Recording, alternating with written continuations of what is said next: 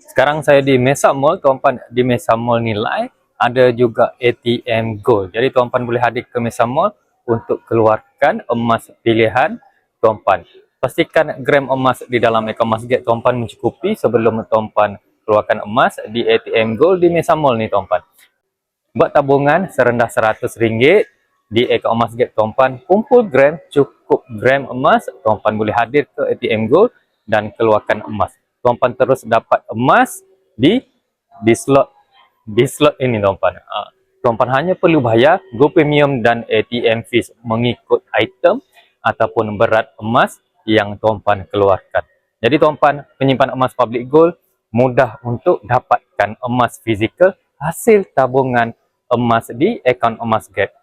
Tuan-puan, untuk mulakan tabungan, hubungi saya untuk bimbingan. Like dan follow video ni untuk info emas yang seterusnya. Assalamualaikum.